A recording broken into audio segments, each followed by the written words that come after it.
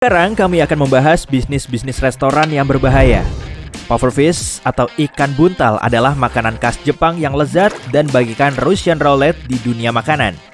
Dagingnya yang sangat beracun mengandung tetrodotoxin yang 1.200 kali lebih beracun dibanding cyanida. Jadi lapar?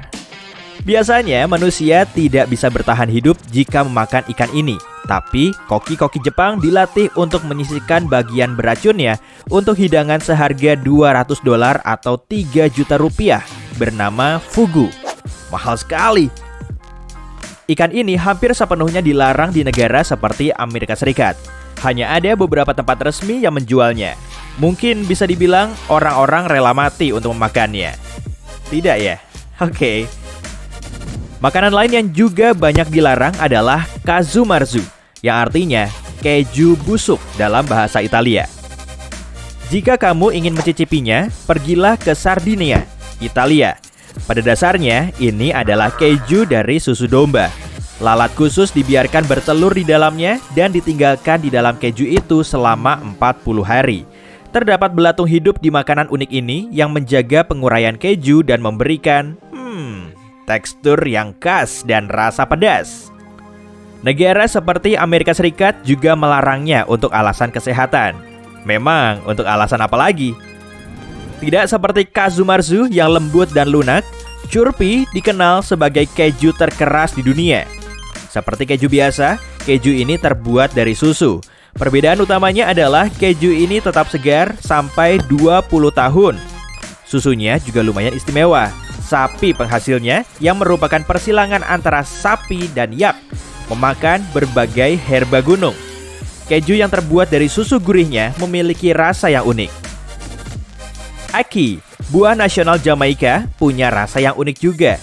Rasanya lumayan ringan, teksturnya mirip mentega dan lembut, dan rasanya seperti telur orak-arik. Eki hanya aman dimakan jika sudah benar-benar matang. Tapi berhati-hatilah. Satu-satunya bagian yang bisa dimakan adalah daging lembutnya yang berwarna putih. Daging pinknya yang beracun dan biji hitamnya tak boleh tertelan. Salah satu hidangan tradisional Jamaika yang memakai buah ini disebut aki dan saltfish. Ya, setidaknya itu ikan kod, bukan ikan buntal. Makanan lain yang harus 100% matang agar aman dimakan adalah elderberry. Berry yang satu ini cukup terkenal. Kamu bisa menemukannya di pie, sirup, teh, selai, banyak sekali. Tapi olahlah berry ini dengan benar karena ada kandungan cyanidanya. Elderberry yang sudah matang dan dimasak tidak berbahaya. Itu kabar baiknya. Sebenarnya hampir semua biji mengandung cyanida. Cherry favoritmu juga mengandung cyanida. Jumlahnya kecil dan tidak berpotensi menyebabkan bahaya apapun. Tapi cobalah untuk tidak menelannya. Sama halnya dengan persik, plum, dan aprikot.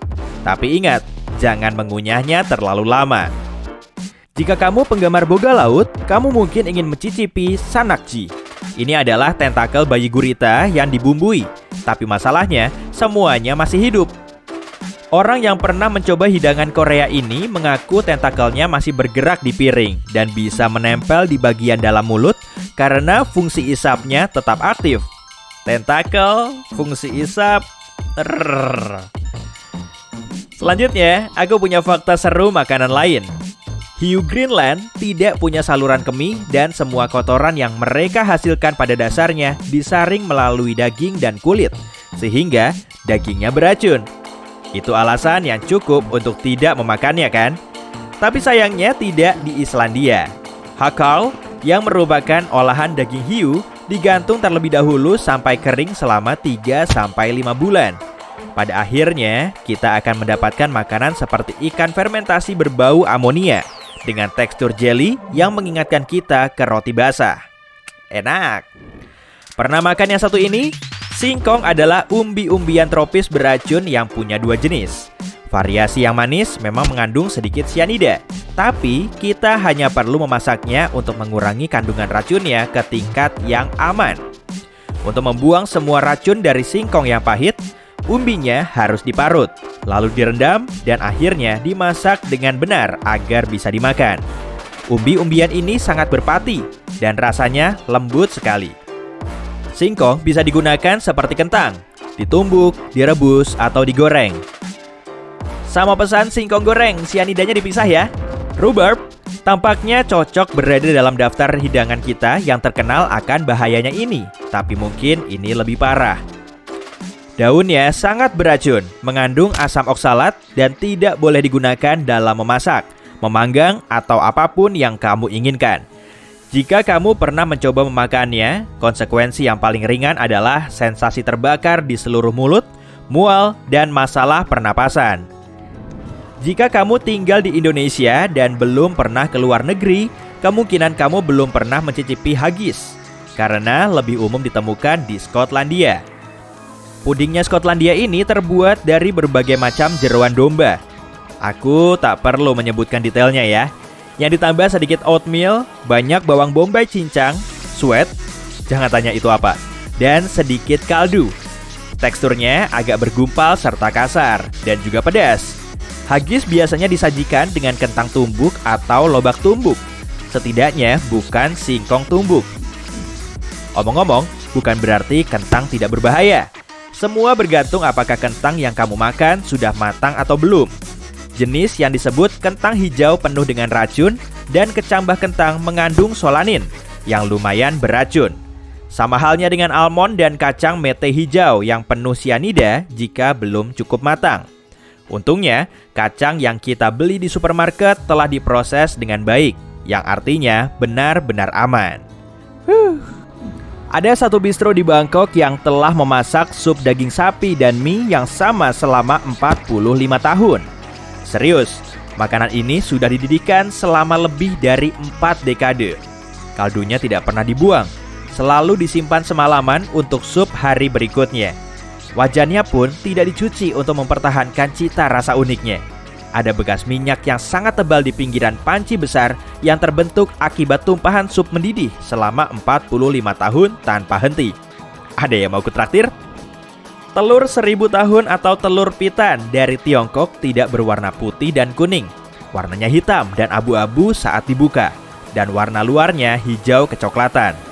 Untuk memasak hidangan Tiongkok yang gurih ini, yang kamu butuhkan hanyalah teh, jeruk nipis, garam, abu kayu, dan sedikit air untuk mencampur semuanya. Celupkan telur mentah ke campuran ini dan bungkus dengan sekam padi agar tidak saling menempel. Lalu, biarkan selama 100 tahun. Tidak, aku bercanda. 10 hari sudah cukup jika cuacanya panas. Untuk cuaca dingin, bisa memakan waktu sampai 30 hari. Hei, jangan pergi. Makanan kita makin enak kok. Kotoran burung sepertinya tidak enak, tapi di Greenland ada hidangan lokal yang berbahan dasar itu. Hidangan ini disebut urumit. Tulisan di sini sih begitu ya. Dan terbuat dari kotoran burung ptarmigan. Nyam, nyam, nyam. Orang-orang mengumpulkannya pada musim dingin. Lalu saat sudah kering, urumit dimasak bersama minyak anjing laut yang sudah tengik dan daging anjing laut. Kotoran yang dimasak seperti ini terasa seperti gorgonzola. Tambah seporsi. Anehnya, tuna yang tidak berbahaya bisa sangat berbahaya. Ikan besar ini berumur panjang di laut. Masalahnya, tingkat merkuri di lautan telah meningkat secara signifikan dalam beberapa dekade terakhir dan ikan menyerapnya sampai ke daging. Jika kamu makan banyak tuna atau ikan laut besar lainnya, kamu berisiko mengalami keracunan merkuri. Bukan berarti kamu harus berhenti memakannya, cukup pantau konsumsi mingguanmu. Selain itu, bola mata tuna adalah makanan yang cukup populer di Tiongkok dan Jepang. Tapi untungnya, bola mata tuna perlu direbus sebelum dimakan, dan jangan lupa menambahkan bumbu. Jika takarannya pas, kamu akan mendapatkan hidangan yang terasa mirip cumi-cumi dan memelototi matamu. Haha, untungnya harganya tidak sampai Rp20.000. Kacang merah sebenarnya agak beracun juga. Kamu mungkin tidak pernah menyadari atau bahkan tidak mengetahuinya. Itu karena kita memakannya setelah diproses dengan baik. Kacang yang dimasak dan dipanggang tidak berbahaya. Sementara kacang merah mentah mengandung protein beracun di dalamnya. Untuk menghilangkannya, kamu harus merendamnya terlebih dahulu. Sebaiknya semalaman dan mengganti airnya sebelum merebus. Saat sudah lembut, kacang merah berubah menjadi sumber protein non-toksik dan nutrisi lainnya. Di Kamboja, kamu bisa mencoba camilan renyah dan crispy yang rasanya mirip kepiting. Hidangan ini digoreng dan diberi bumbu. Bahan utamanya adalah tarantula. Ada yang mau pesan untuk makan besok? Sup yang satu ini, yang namanya agak belibet kalau diucapkan, pastinya nikmat. Cita rasanya tajam, tapi lembut, dan rasanya seperti udang. Nah, hidangan tradisional Laos ini terdengar menggiurkan, sampai kamu sadar kalau bahan utamanya adalah telur semut. Untuk menciptakan sedikit rasa asam, mereka juga sering menambahkan beberapa semut kecil. Di Meksiko, biji jagung yang menghitam karena busuk tidak langsung dibuang. Mereka menyimpannya sebagai kuliner spesial yang bernama silakan dibaca sendiri. Jamur di sekitar biji jagung ini memberikan aroma kayu yang enak sekali. Nyam-nyam, mulai lapar? Beberapa hidangan perlu dekorasi, terutama kue dan pie. Di Inggris ada pie bernama Stargazy. Sesuai namanya, ada sarden yang ditemani kentang dan telur. Mencuat keluar dari kulit pie dan menatap ke langit. Terkadang ekornya yang mengarah ke langit. Jamur teh adalah minuman aneh lain yang biasa diminum di Eropa Timur bersama dengan minuman berbahan dasar susu asam. Pada dasarnya, ini adalah teh hitam atau hijau yang difermentasi. Teh ini dibuat dengan menambahkan kultur bakteri utuh yang tidak dikonsumsi tapi hanya memfermentasi ke teh manis yang gulanya bertindak seperti ragi.